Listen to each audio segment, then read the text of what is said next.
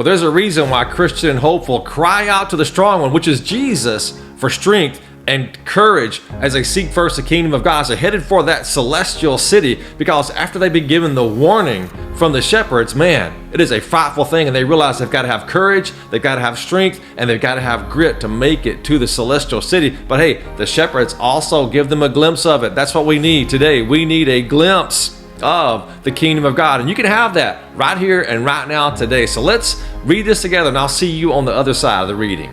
Welcome to the Pilgrim's Progress in Modern English Daily Devotional.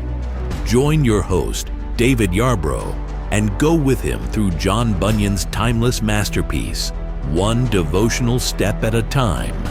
Strengthen your faith, discover profound truths, and take another step closer to the celestial city. Let's get started. Then the shepherds took them to the top of another mountain called Caution.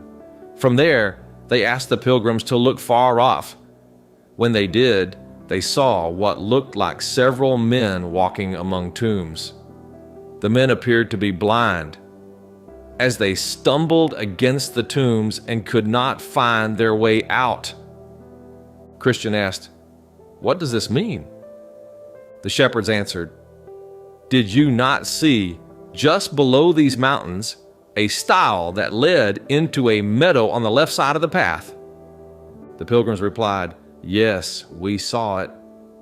The shepherds explained, "From that stile, a path leads directly to Doubting Castle, which is kept by Giant Despair.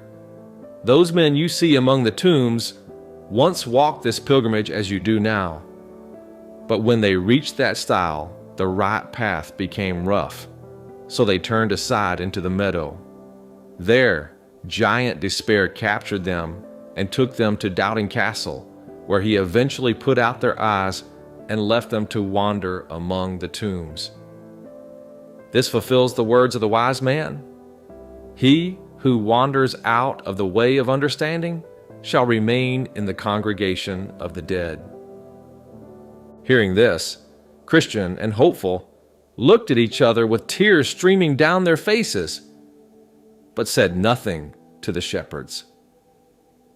Then I saw in my dream that the shepherds took them to another place, at the bottom of which was a door on the side of a hill. When they opened the door, they asked the pilgrims to look inside. When they did, they saw only darkness and smoke. They thought they heard the sounds of fire, cries of torment, and the smell of burning brimstone. Christian asked, "What does this mean?" The shepherds answered, "This is a byway to hell, a path that hypocrites enter. These include people like Esau, who sold his birthright, Judas, who sold his master, Alexander, who blasphemed the gospel, and Ananias and Sapphira, who lied and pretended to be something they were not." Then Hopeful said to the shepherds, "I see that these people had the appearance of being pilgrims, just like we do now, didn't they?" The shepherds replied, "Yes, and they kept it up for a long time too." Hopeful asked, "How far did they go on their pilgrimage in their time, since they were still miserably cast away in the end?" The shepherds answered, "Some went farther, and some didn't even make it as far as these mountains." Then the pilgrims said to each other, "We need to cry out to the strong one for strength." The shepherds added, "Yes, and you'll need to use it when you get it too." By this time, the pilgrims wanted to continue their journey, and the shepherds wanted them to move forward as well. So they walked together toward the edge of the mountains. Then the shepherds said to one another, "Let's show the pilgrims the gates of the celestial city, if they have the skill to look through our perspective glass." The pilgrims gladly accepted the offer, so the shepherds took them to the top of a high hill called Clear and gave them the glass to look through.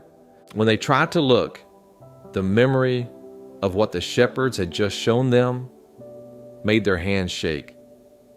Because of this, they couldn't hold the glass steady.